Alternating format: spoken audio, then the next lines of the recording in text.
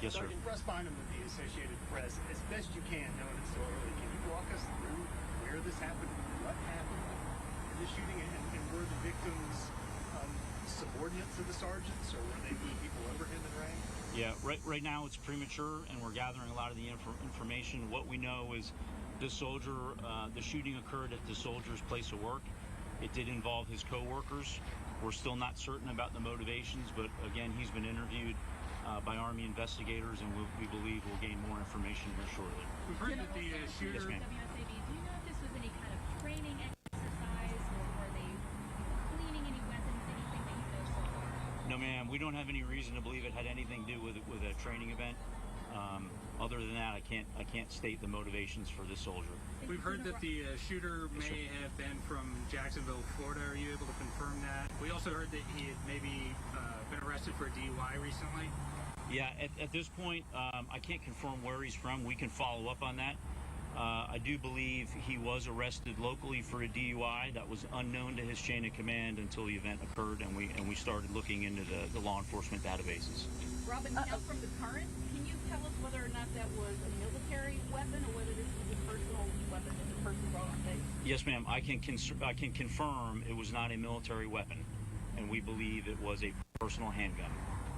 Just a short from the Savannah Morning News. What does this mean for ongoing security measures that this situation was able to occur with a personal weapon?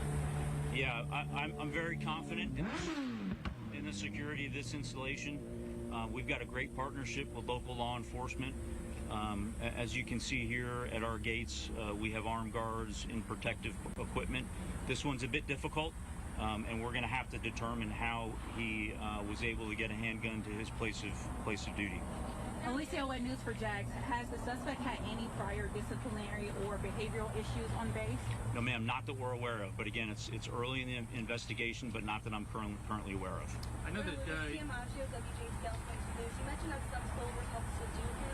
Do you know if his arrest ultimately was surrendered peacefully, or what his arrest involved? I don't have the details on that, but I know that his soldiers in the area that witnessed the shooting immediately and without hesitation tackled the soldiers, subdued him, that allowed law enforcement to then take him into custody. And we've got time for one more question.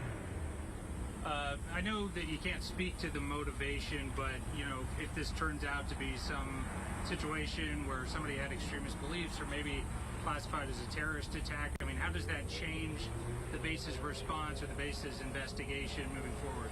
Yeah, currently we have no reason to believe any of that is the case. However, we continuously assess the threat environment, both in the immediate area and across our Army and DoD installations, and we will address the threat level accordingly. You have the rank of the shooter? Yes, sir. He was a sergeant. Okay. Ladies and gentlemen, thank you for your questions, and again, thanks to the local responders and the local community for their help. Thanks and qui fait accident là et puis si la qui blessé était commencé à recevoir soins sur place, ensuite il mené à l'hôpital pour capable prendre soin que Kaiwa li nécessité. N'a pas rappelé au branché Pstars radio et télévision madame monsieur comme on connaît information c'est non stop lié sur réseau ça nous toujours invités pour être ensemble avec nous.